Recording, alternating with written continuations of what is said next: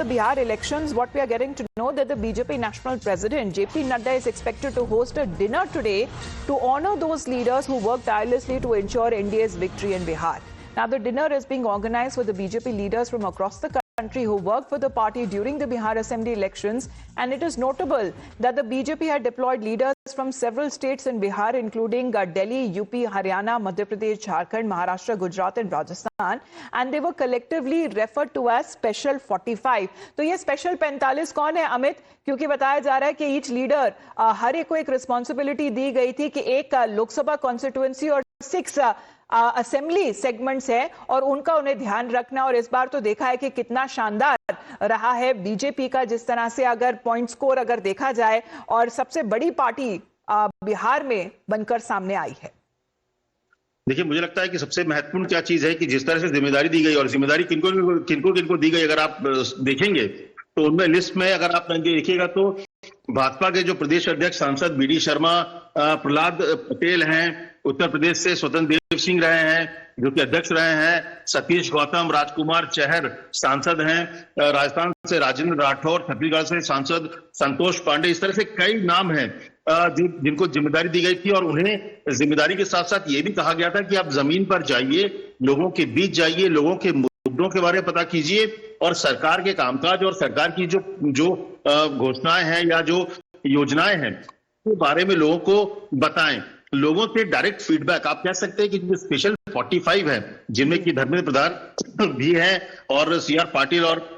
केशव मौर्य जो कि सह प्रभारी थे, उन्होंने इन तमाम जो सांसद और जो नेताओं को जिम्मेदारी यही दी गई थी कि आप जब ग्राउंड में जाएंगे, ग्राउंड में जाकर के आप वहां पर लोगों से जाएंगे, लोगों से बात करेंगे, उनसे उनकी जानकारी लेंगे और सीधे ग्राउंड से फीडबैक था। और यही वजह है इतनी बड़ी जो जीत हुई है उसके पीछे मुझे लगता है कि ये बीजेपी की रणनीति है। और इसीलिए आज रात को जब डिनर में जेपी नड्डा उन तमाम लोगों से मिलेंगे तो उनके एक्सपीरियंस को साझा करेंगे। और जानकारी ये मिल रही है कि इसी तरह का मॉडल जो है आगे भविष्य में जो आने वाले चुनाव हैं, चाहे बंगाल है या दूसरे राज्य हैं, उन राज्यों में इस मॉडल को अपनाया जाएगा। हालांकि बीजेपी पहले से भी नेताओं को भेजते थे, लेकिन इस बार जिस रणनीति के साथ ग्राउंड में पिछले 1.5 से 2 महीने तक ना अमित, क्योंकि आपने देखा है कि स्टार कैंपेनर्स तो होते हैं, बड़े बड़े नेता और यूनियन मिनिस्टर्स होते हैं और वो आकर कैंपेन तो करते हैं, लेकिन ऑन ग्राउंड सिचुएशन जो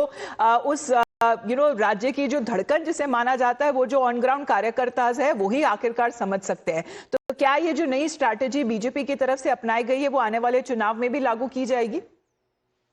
जी, निश्चित तौर पर। और इसीलिए जब आज जेपी नड्डा मिलेंगे अध्यक्ष तो उनसे उनके जो एक्सपीरियंस है वो साझा करेंगे। और क्योंकि ये मॉडल बहुत सक्सेस हुआ है, पिछले 1 से 1.5 महीने तक बड़े बड़े नेता, एक बार राजकुमार चहर से मैं मिला था दिल्ली में, तो वो कह रहे थे कि मैं तुरंत लौटा हूं रात को और एक घर का पारिवारिक काम करके सुबह मुझे वापस जाना है। बिहार में घूमते वक्त हमको स्वतंत्र देव सिंह मिले थे और तमाम ऐसे बीजेपी के नेता मिले थे, दिल्ली के रमेश बिदुड़ी मिले थे, जो ये बता रहे थे किस तरीके से वो छोटे छोटे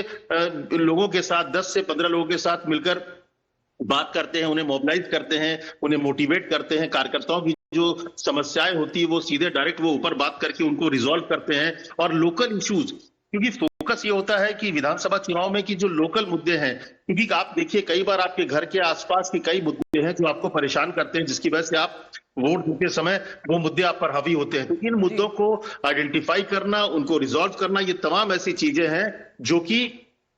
इन नेताओं के जरिए, जो स्पेशल 45 उनके जरिए बीजेपी ने उनको रिजॉल्व किया, लोगों तक पहुंच बनाई। और जब बड़े नेता जाकर आपसे बात करते हैं तो जो छोटे कार्यकर्ता होते हैं वो भी बहुत मोटिवेट होते हैं, तो उनके साथ बैठना, आपने देखा होगा स्वतंत्र देव सिंह की एक वीडियो चल रही है सोशल मीडिया पे। देखा जाए क्योंकि यहाँ पर जिस तरह की पॉलिटिकल पार्टीज है, ज्यादातर उनको पारिवारिक पार्टीज जिस तरह से कहा जाता है विपक्ष में, ज्यादातर अंदर की बात उनकी ये कहने की होती है कि लीडरशिप से उनको समय नहीं मिल पा रहा है, वो बातचीत नहीं कर पा रहे, वो अपनी बात रखना चाहते हैं सामने, लेकिन एक डिस्कनेक्ट बना हुआ है। शायद इसी को जो डिस्कनेक्ट है यही अगर बीजेपी एक उदाहरण देती हुई नजर आ रही है कि वो क्यों अपने आप को एक कार्यकर्ताओं की पार्टी कहलाती है।